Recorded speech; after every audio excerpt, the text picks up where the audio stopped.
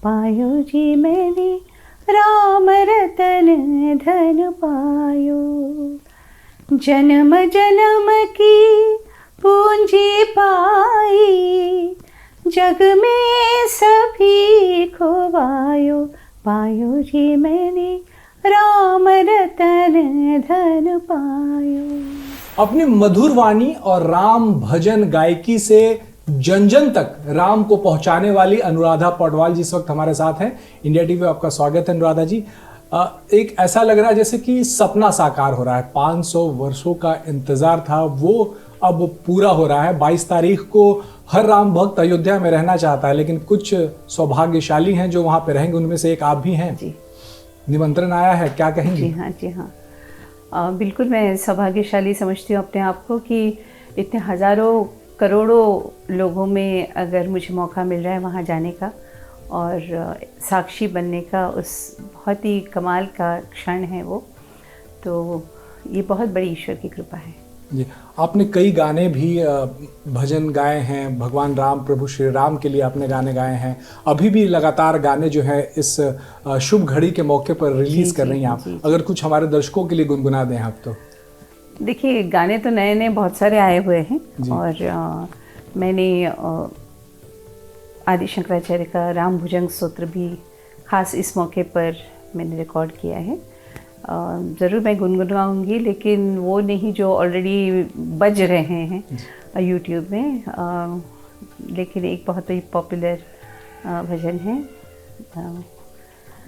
जग में सचो तेरो नाम, हे राम हे राम, तू ही माता तू ही पिता है, तू ही तो है राधा का श्याम, हे राम हे राम।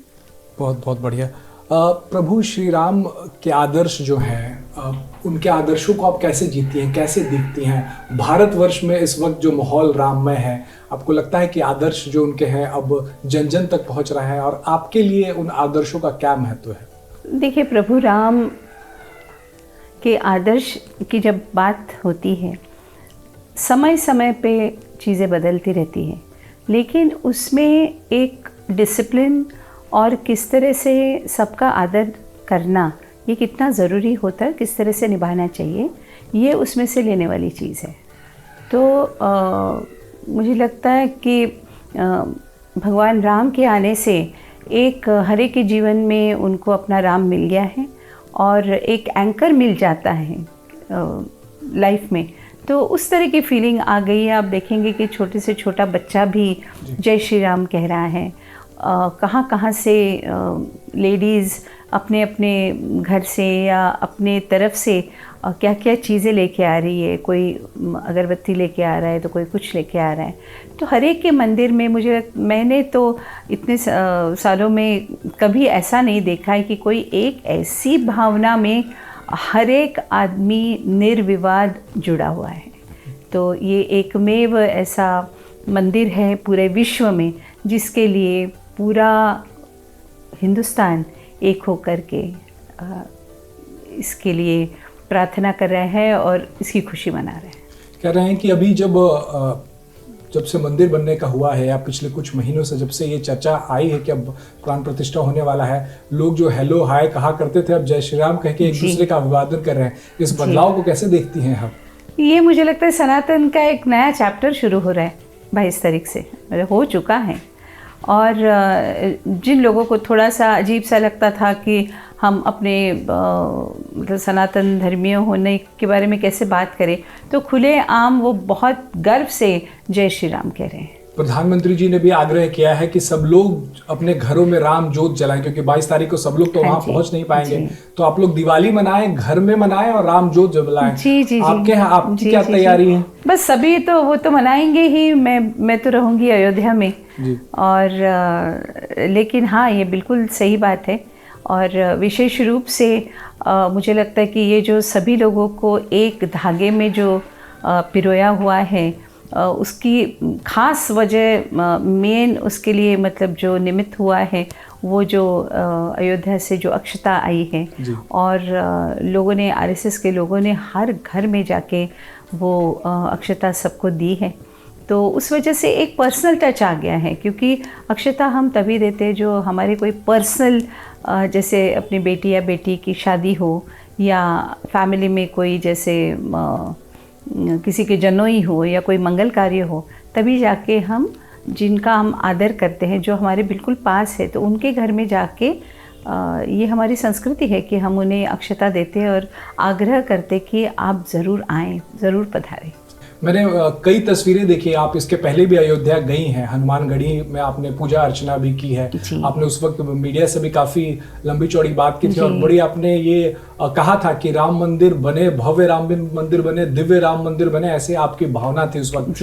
तब गई थी आप, अब जाएंगी आप। कहते हैं कि अब अयोध्या इतना बदल गया जैसे राम राज्य में जो कल्पना थी उस तरीके का अयोध्या हो गया है अभी।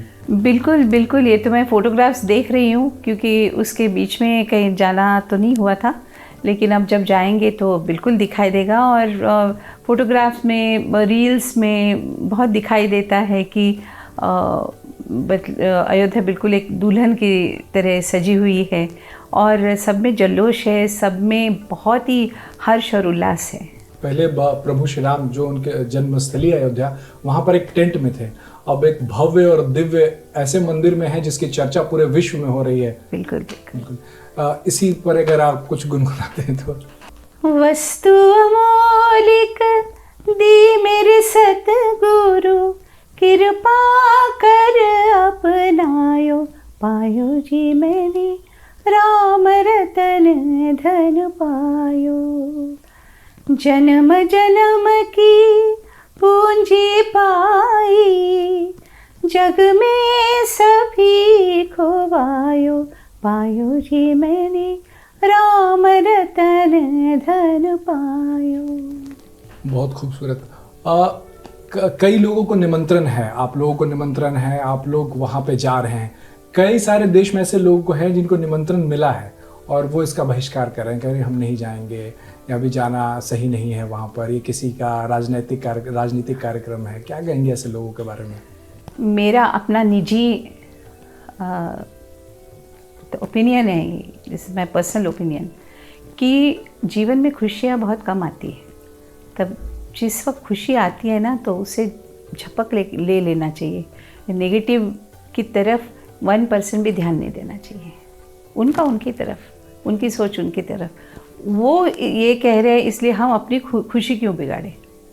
ये इस खुशी के लिए लाखों लोगों ने अपनी जान दी है, और अगर हम इस चीज़ की मतलब आज मंदिर की खुशी मनाते हैं, तो हम उनको भी सम्मानित करते हैं जिन्होंने इसके लिए प्राण त्यागे हैं।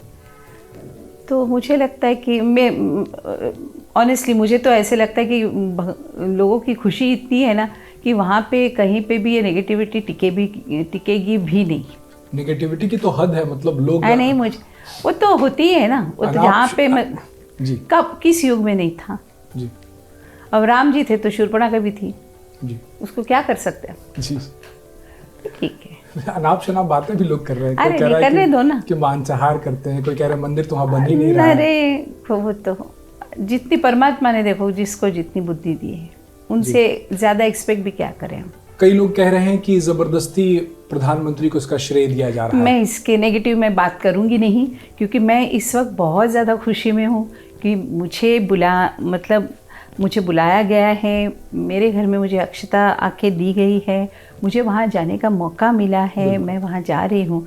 तो मैं भैया इसी खुशी में रहना चाहती हूँ, और चाहे कोई कितना भी क्यों नहीं मेरे ऊपर नेगेटिविटी ठोसे, मैं बिल्कुल उसको घास नहीं डालूंगी। जी, पिछले अगर 9-10 सालों की हम बात करें अनुराधा जी, तो देश में विकास हुआ है, लेकिन सनातन के लिए भी आपको लग रहा है कि देश में सनातन के प्रचार प्रसार? देखिए, हिंदुस्तान हमेशा सनातनी था, इसलिए इतने इन्वेजन्स होने के बावजूद भी आज भी है ना। नहीं तो नामो निशान कब का मिट चुका होता। ये धरती ही ऐसी है, देवों की है, भगवानों की है, संतों की भूमि है ये। तो इसकी अपनी किस्मत इतनी बुलंद है और इतनी श्रद्धा इतनी बुलंद है, तो ये हमेशा सनातनी से थी और रहेगी। भगवान राम पर आते हैं, आपका करियर काफी लंबा रहा है, हमने फिल्मों में भी आपको सुना, भक्ति गाने भी आप करे हैं।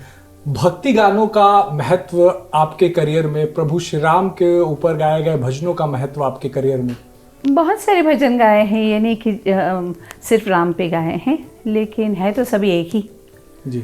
तो लेकिन हाँ, राम इष्ट है, सिर्फ मेरे नहीं, ये पूरे हमारे पूरे हिंदुस्तान के युग पुरुष है वो, तो हर एक की श्रद्धा राम में तो है ही। अगर हम अध्यात्म की बात करें, देश में आध्यात्मिक बहुत सारे ऐसी बातें हो रही हैं कि जो हमारा एजुकेशन है उसे भी थोड़ा आध्यात्मिक बनाना चाहिए। अपने जो स्टूडेंट्स हैं, जो बच्चे बड़े हो रहे हैं, उन्हें अपनी धर्म संस्कृति के बारे में पता चलना चाहिए। तो ये बड़ा एक इतिहास रचा जा रहा है अयोध्या में। आपको लगता है कि इससे धर्म संस्कृति के बारे में, संस्कारों के बारे में जो नया जनरेशन आ रहा है उसे ज्ञान होगा, वो ज़्यादा समझ पाएगा, करीब से समझ पाएगा, देख रहा है उसे? देखिए, जो छोटे बच्चे हैं ना, उनको जो सिखाया जाता है उससे ज़्यादा माँ बाप का आचरण से वो सीखते हैं। तो माँ बाप को पहले अपना खुद का आचरण ठीक करना होगा, तो बच्चे अपने आप सीखेंगे। अयोध्या जब आप गई थी तब के अयोध्या के बारे में अगर आप कुछ बता पाएं कि आपने क्या देखा था उस वक्त? नहीं, उस वक्त तो यही था ना कि शिलान्यास हुआ था और रामलला, मतलब वो भी बेचारे राह देख रहे होंगे कि कब मेरा मंदिर बनेगा। तो एक चारों तरफ खुशी थी, लेकिन अब तो वो दिन एक्चुअली साकार हुआ है। वो दिन साकार हुआ है मैम। अब जो दर्शक हैं हमारे, उनके लिए, हाँ, उसके लिए आप और मैं, हम दोनों मिलके गाएंगे। ठुमक चलत रामचंद्र, ठुमक चलत रामचंद्र, बाजत पैंजनिया, ठुमक चलत रामचंद्र। नमस्कार। बहुत बहुत धन्यवाद अनुराधा जी, आपने वक्त दिया। अनुराधा जी 22 तारीख को अयोध्या में रहेंगी और अपने राम भजनों से राम के आदर्शों को, राम के विचारों को जन जन तक पहुंचाने का काम करेंगी।